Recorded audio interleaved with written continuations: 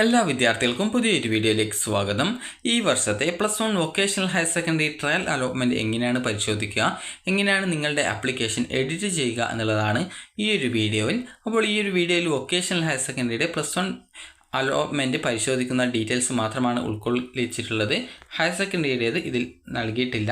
അപ്പോൾ വിദ്യാർത്ഥികൾക്ക് എങ്ങനെയാണ് ഈ ഒരു ട്രയൽ അലോട്ട്മെൻറ്റ് പരിശോധിക്കാൻ പറ്റുക എന്ന് ചോദിച്ചാൽ, ട്രയൽ അലോട്ട്മെൻറ്റ് മെയ് 24-ാം തീയതിയോടെയാണ് പ്രസിദ്ധീകരിക്കുക. അതായത് ഏകദേശം സാധാരണ ഇതിൽ തലേ ദിവസം തന്നെ റിസൾട്ട് പ്രഖ്യാപിക്കും. അപ്പോൾ ഏകദേശം ഒരു മെയ് 23-ാം തീയതി വൈകുന്നേരത്തോടെ നിങ്ങൾക്ക് നിങ്ങളുടെ ഈ ഒരു ട്രയൽ അലോട്ട്മെൻറ്റ് അറിയാൻ സാധിക്കുന്നതാണ്. അപ്പോൾ എങ്ങനെയാണ് ഈ ഒരു അലോട്ട്മെൻറ്റ് ചെക്ക് ചെയ്യുക എന്ന് നോക്കാം. ട്രയൽ അലോട്ട്മെൻറ്റ് വന്ന ശേഷം നിങ്ങൾക്ക് 2 ദിവസത്തോളം ആപ്ലിക്കേഷൻ എഡിറ്റ് ചെയ്യാനുള്ള സൗകര്യം ലഭ്യമാകുന്നതായിരിക്കും. ഇതുവരെ അപേക്ഷ സമർപ്പിക്കാത്ത വിദ്യാർത്ഥികൾക്ക് ചില സമയങ്ങളിൽ മാത്രം ഈ ഒരു അപേക്ഷ സമർപ്പിക്കാനുള്ള അവസരവും ലഭ്യമാകുന്നതായിരിക്കും. അപ്പോൾ എങ്ങനെയാണ് ഈ ഒരു അപേക്ഷ എഡിറ്റ് ചെയ്യുക എന്നുള്ള കാര്യം നമുക്ക് നോക്കാം. അപ്പോൾ ആദ്യം തന്നെ നിങ്ങൾ ചെയ്യേണ്ടത്, ഇവിടെ ട്രയൽ അലോട്ട്മെൻറ്റ് പരിശോധിക്കുന്നതിനായിട്ട് ട്രയൽ അലോട്ട്മെൻറ്റ് വരുന്ന സമയത്ത് ഇവിടെ ട്രയൽ അലോട്ട്മെൻറ്റ് റിസൾട്ട് എന്നുള്ളൊരു ലിങ്ക് പുതുതായിട്ട് വരുന്നതായിരിക്കും. അപ്പോൾ ആ ട്രയൽ അലോട്ട്മെൻറ്റ് റിസൾട്ട് എന്നുള്ള ആ ഒരു ലിങ്കിൽ നിങ്ങൾ ക്ലിക്ക് ചെയ്യുക. ക്ലിക്ക് ചെയ്ത ശേഷം നിങ്ങൾക്ക് ലോഗിൻ ചെയ്യാനുള്ള പേജ് ആണ് കാണാൻ പറ്റുക. അവിടെ നിങ്ങളുടെ യൂസർ നെയിമായിട്ടുള്ള, അതായത് യൂസർ നെയിം എന്ന് പറയുമ്പോൾ നിങ്ങൾക്കതിൽ മൊബൈൽ നമ്പറാണ് കൊടുക്കേണ്ടി വരിക. നിങ്ങൾ ഏത് മൊബൈൽ നമ്പറാണോ ഈ ഒരു വെബ്സൈറ്റിൽ കൊടുത്തിട്ടുള്ളത് ആ ഒരു മൊബൈൽ നമ്പറാണ് യൂസർ നെയിമായിട്ട് കൊടുക്കേണ്ടത്. അതുപോലെ തന്നെ പാസ്വേഡ് നിങ്ങൾക്ക് ഓർമ്മയുണ്ടാകും. അപ്പോൾ പാസ്വേഡ് കൊടുക്കുക. പാസ്വേഡ് അറിയില്ലെങ്കിൽ ഫോർഗോട്ട് പാസ്വേഡ് ക്ലിക്ക് ചെയ്ത് പാസ്വേഡ് റീസെറ്റ് ചെയ്ത് കൊടുക്കാവുന്നതും ആണ്. അപ്പോൾ ഈ ഒരു രീതിയിൽ നിങ്ങൾ കൃത്യമായിട്ട് യൂസർ നെയിമും പാസ്വേഡും കൊടുക്കുക.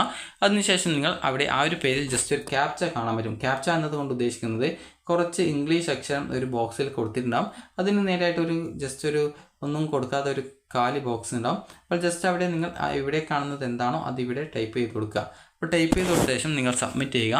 സബ്മിറ്റ് ചെയ്യുന്നതോടുകൂടി ലോഗിൻ ആവുന്നതായിരിക്കും. അത് കറക്റ്റായിട്ടുള്ള ഡീറ്റെയിൽസാണ് നിങ്ങൾ കൊടുത്തത്, കറക്റ്റായിട്ടുള്ള മൊബൈൽ നമ്പറാണ്, അതുപോലെ കറക്റ്റായിട്ടുള്ള പാസ്വേഡാണ്, അതുപോലെ ആ ഒരു ക്യാപ്ച കോഡും കറക്റ്റാണ് എന്നുണ്ടെങ്കിൽ നിങ്ങൾക്ക് ലോഗിൻ ചെയ്യാനായിട്ട് പറ്റും.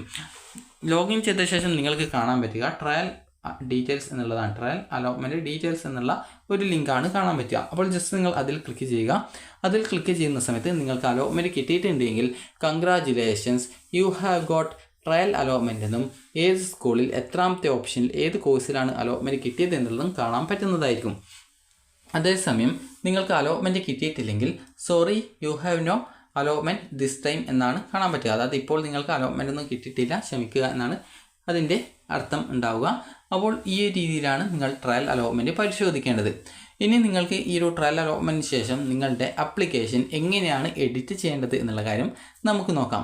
അപ്പോൾ എഡിറ്റ് ചെയ്യുന്നതിനായിട്ട് നിങ്ങൾ ചെയ്യേണ്ടത്, അതായത് പുതുതായിട്ട് ആപ്ലിക്കേഷൻ നൽകേണ്ടവർക്ക് ക്രിയേറ്റ് കാൻഡിഡേറ്റ് ലോഗിൻ SWS എന്നുള്ള ലിങ്ക് വരുന്നതായിരിക്കും.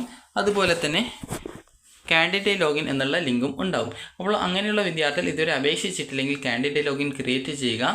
അതേസമയം വിദ്യാർത്ഥികൾക്ക് ഇവിടെ ഓൾറെഡി അപ്ലൈ ചെയ്ത വിദ്യാർത്ഥികൾക്ക് നിങ്ങളുടെ ആപ്ലിക്കേഷനിൽ എഡിറ്റ് ചെയ്യുകയാണ് ചെയ്യേണ്ടതെങ്കിൽ ഇവിടെ നിങ്ങൾക്ക് കാണാൻ പറ്റുന്നതാണ്, അതായത് കാൻഡിഡേറ്റ് ലോഗിൻ എന്ന് പറഞ്ഞുള്ള ലിങ്കാണ്. ജസ്റ്റ് നിങ്ങൾ അതിൽ ക്ലിക്ക് ചെയ്യുക. അപ്പോൾ അതിൽ ക്ലിക്ക് ചെയ്യുന്ന സമയത്ത് നിങ്ങൾക്ക് പിന്നീട് അടുത്തൊരു പേജിലേക്ക് ഈ ഒരു പേജ് ലോഡായിട്ട് പോകുന്നതായിരിക്കും. അപ്പോൾ ഈ ഒരു പേജിലേക്കാണ് ഇത് ലോഡായിട്ട് പോവുക. അപ്പോൾ ഇവിടെ നിങ്ങൾക്ക് ലോഗിൻ എന്ന് പറഞ്ഞുള്ള ഓപ്ഷൻ നിങ്ങൾക്ക് കാണാൻ പറ്റുന്നതാണ്. അപ്പോൾ ഇവിടെ നിങ്ങൾക്ക് ലോഗിൻ എന്നുള്ള ഭാഗത്ത്, അതായത് യൂസർ നെയിം ആയിട്ടുള്ള നിങ്ങളുടെ മൊബൈൽ നമ്പർ, അതുപോലെ തന്നെ പാസ്വേഡ്, അതുപോലെ തന്നെ ഇവിടെ കുറച്ച് നിങ്ങളുടെ ടെക്സ്റ്റ് ടൈപ്പ് ചെയ്ത് കൊടുക്കാനുള്ള ഓപ്ഷൻ ഉണ്ടാവും.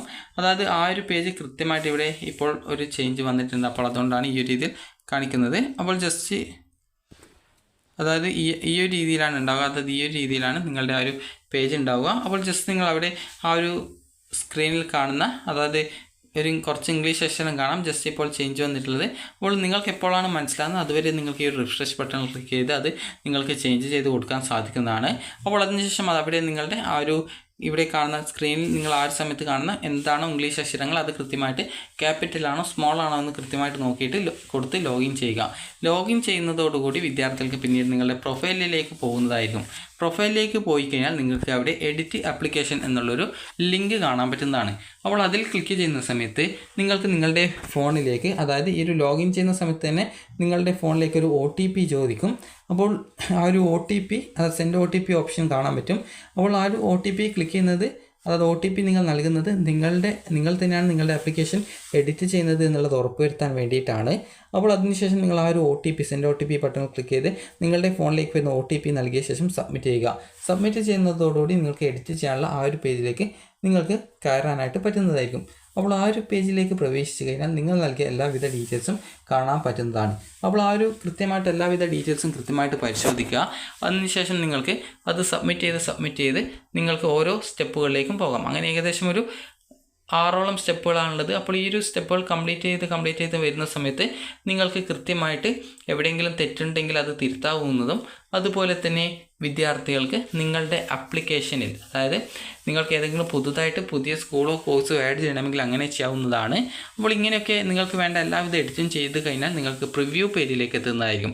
പ്രിവ്യൂ പേജിൽ നിങ്ങൾക്ക് ഓരോ കാര്യത്തിൻ്റെ നേരെയും എഡിറ്റ് ചെയ്യാനായിട്ടൊരു പെൻസിൽ ഐക്കൺ കൊടുത്തിട്ടുണ്ടാകും. അത് കൃത്യമായിട്ട് നിങ്ങൾ പരിശോധിച്ച് നിങ്ങൾക്ക് എവിടെയെങ്കിലും നിങ്ങൾക്ക് എന്തെങ്കിലും എഡിറ്റ് ചെയ്യണമെങ്കിൽ ആ പെൻസിൽ ഐക്കണിൽ ക്ലിക്ക് ചെയ്ത് നിങ്ങൾക്ക് എഡിറ്റിംഗ് കാര്യങ്ങളൊക്കെ ചെയ്യാൻ സാധിക്കുന്നതായിരിക്കും.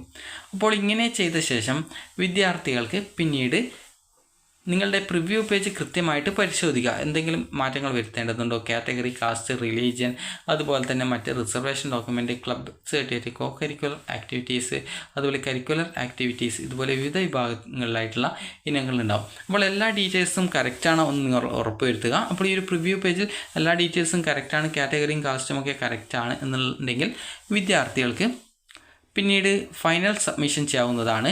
ഫൈനൽ സബ്മിറ്റ് ചെയ്ത് കഴിഞ്ഞാൽ നിങ്ങൾക്ക് നിങ്ങളുടെ ആപ്ലിക്കേഷൻ്റെ പ്രിൻ്റ് ഔട്ട് കിട്ടുന്നതായിരിക്കും.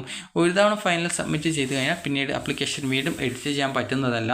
അപ്പോൾ ഈ രീതിയിൽ നിങ്ങൾക്ക് നിങ്ങളുടെ ആപ്ലിക്കേഷൻ എഡിറ്റ് ചെയ്ത് ഫസ്റ്റ് അലോട്ട്മെൻറ്റിനായിട്ട് വെയിറ്റ് ചെയ്യാൻ സാധിക്കുന്നതായിരിക്കും. അപ്പോൾ വിദ്യാർത്ഥികൾക്ക് ഈ ഒരു വീഡിയോ ഉപകാരപ്രദമായിട്ടുണ്ടെന്ന് കരുതുന്നു. അപ്പോൾ വൊക്കേഷണൽ ഹയർ സെക്കൻഡറിയിൽ എങ്ങനെയാണ് ആപ്ലിക്കേഷൻ സമർപ്പിക്കേണ്ടത് എന്നുള്ളതും എങ്ങനെയാണ് ആപ്ലിക്കേഷൻ എഡിറ്റ് ചെയ്യേണ്ടത് എന്നുള്ള ഡീറ്റെയിൽസും കാര്യങ്ങളൊക്കെ കൃത്യമായിട്ട് നിങ്ങൾക്ക് മനസ്സിലായിട്ടുണ്ടാകുമെന്ന് കരുതുന്നു. അപ്പോൾ വിദ്യാർത്ഥികൾക്ക് ഈ ഒരു വീഡിയോ ഉപകാരപ്രദമായിട്ടുണ്ടെങ്കിൽ ലൈക്ക് ചെയ്യുക, ഷെയർ ചെയ്യുക. Thank you for watching.